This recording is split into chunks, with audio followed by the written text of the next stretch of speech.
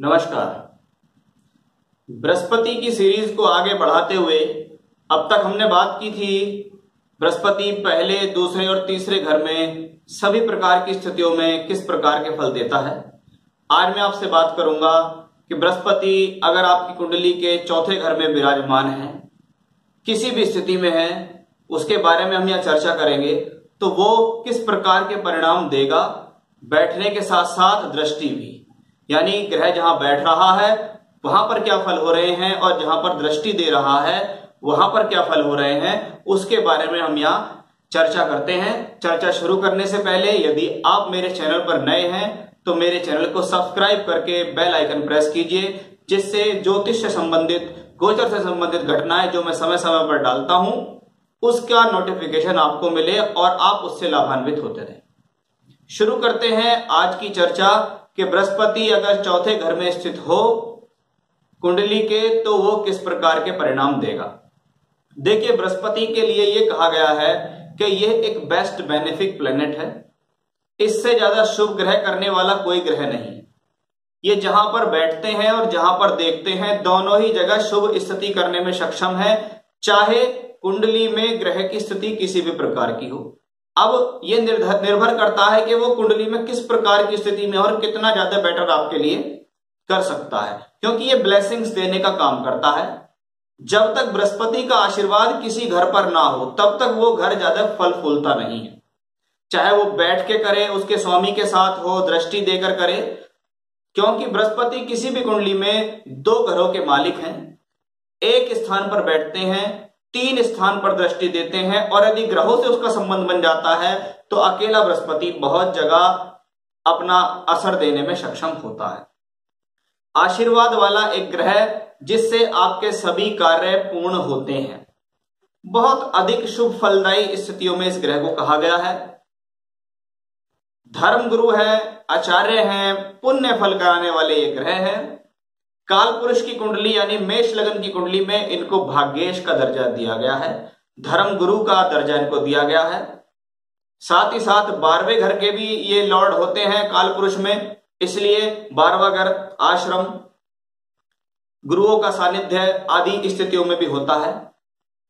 किसी भी कुंडली के अंदर बृहस्पति 5 भावों के कारक होते हैं। दूसरा घर वाणी, कुटुंब, धन।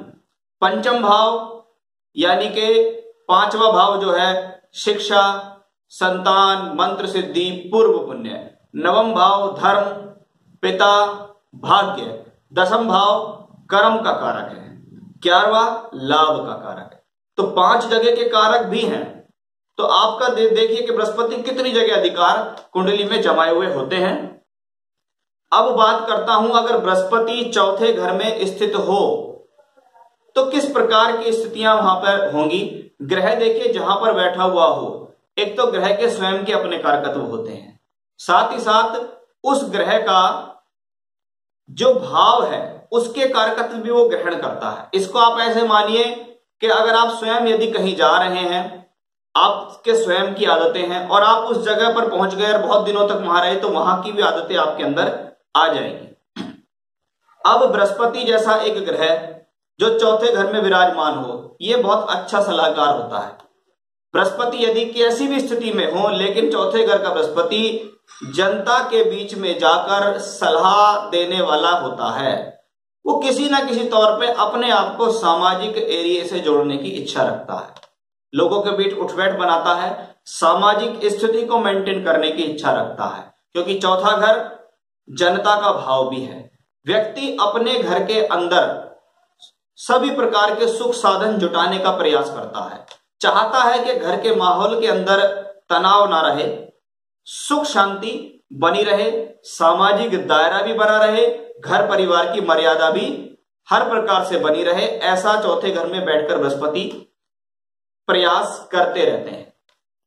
साथ ही साथ सामाजिक स्थिति, पारिवारिक स्थिति को निभाने वाला जिम्मेवार व्यक्तित्व ऐसा होता है। धन इनको इतना प्रिय नहीं होता है जितना इन्हें सामाजिक स्थिति, प्रतिष्ठा, मान सम्मान, नेम फेम प्रिय होता है, क्योंकि ये एक जिम्मेदार व्यक्तित्व रखते हैं, मैनेजमेंट को संभालने वाले होते हैं, कुछ भी होता रहे लेकिन अपना जो दायित्व है उसको स्वीकार करते हुए आगे काम करते हैं। ऐसे लोगों के भीतर इस प्रकार की स्थिति देखी गई है, क्योंकि चौथा घर सुख साधन, घर, जमीन, जायदाद, भवन सुख के हिसाब से भी जाना जाता है। तो इन सब को मेंटेन करने में व्यक्ति का बहुत अधिक ध्यान जीवन में होता है।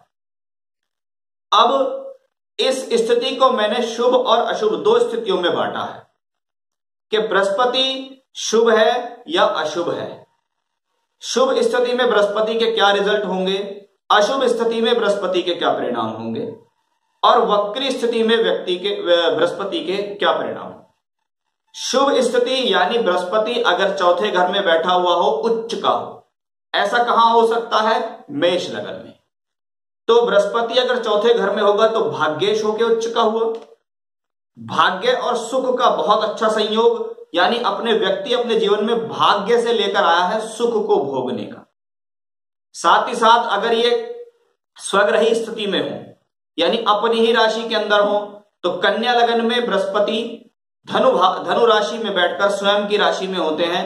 शुभ स्थिति में होते हैं, भूमि, जमीन, जायदाद, वाहन सुख संबंधित उनको जीवन में अच्छे खासे फल मिलते हैं, क्योंकि ये बृहस्पति की मूल त्रिकोण राशि भी है। तो ये बहुत अच्छा सहयोग है। जीवन में व्यक्ति सामाजिक सुख साधन को भोग करता है, समाज में अच्छा रुतबा कायम रखता है, जनता के बीच में बैठकर अच्छा दायित्व निभाता है, राजनीति से संबंधित अच्छे फल यहाँ मिलते हैं, क्योंकि यहाँ पर उच्च और स्वग्रही दोनों ग्रहों की स्थिति में बृहस्पति हंस नामक महापुरुष योग भी बना देता है। अब यहां पर स्वग्रही मीन राशि में हो तो ये धनु लगन हो जाता है, तो दोनों ही स्थिति में बहुत बेहतर है।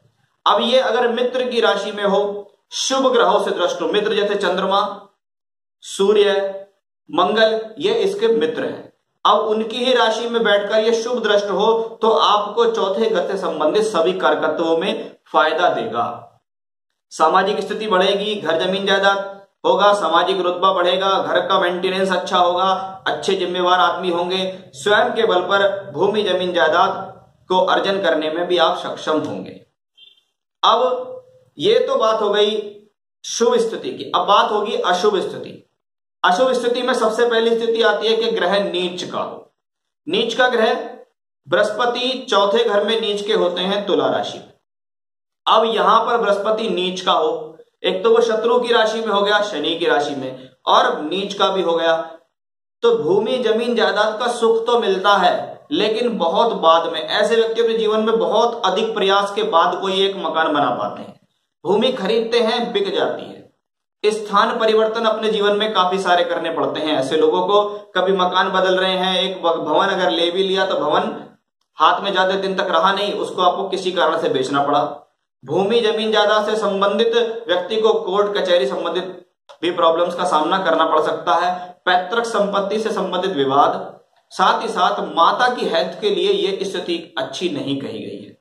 बृहस्पति अगर चौथे घर में हो, शत्रु राशि में हो, नीच के हो, शत्रु ग्रहों के साथ हो, मन के अंदर दुविधा देता है, बेचैनी देता है, बहुत अधिक प्रयास करता है व्यक्ति अपने जीवन में पैसा कमाने की, सुख साधन अरेंज करने की। बहुत अधिक प्रयासों के बाद उसको उसके परिणाम मिलते हैं, और वो भी 100 में से 70% ही परिणाम मिलते हैं, 30% परिणाम नहीं मिलते।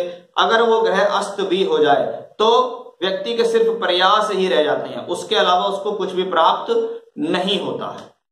तो अशुभ ग्रहों में ये, अशुभ स्थिति में ये फल है, और शुभ में जो मैंने आपको बताए।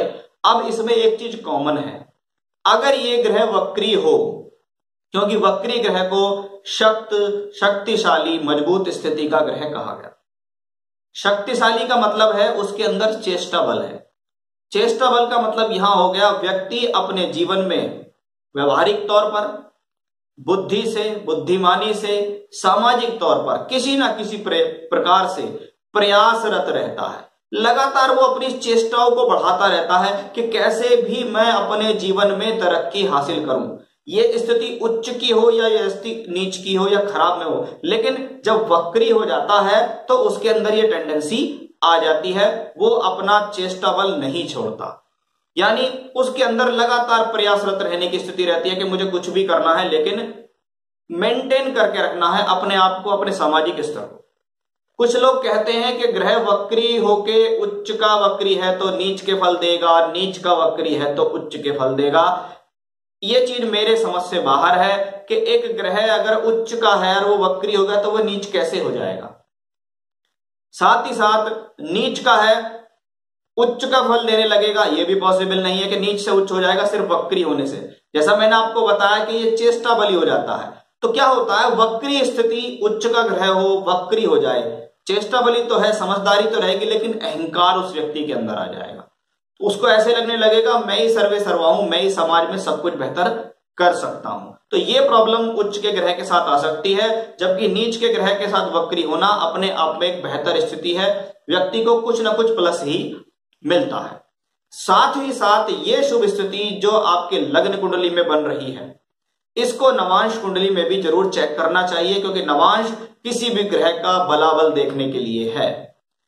अगर कुंडली के अंदर शुभ स्थिति है, नवांश में वो स्थिति खराब हो गई, 6-8 बारे में चली गई, शत्रु राशि में चली गई, नीच का हो गया, शत्रु ग्रहों के साथ हो गया, तो जितना बेहतर वो उच्च का ग्रह दिखाई दे रहा है उतने बेहतर वो परिणाम नहीं देगा।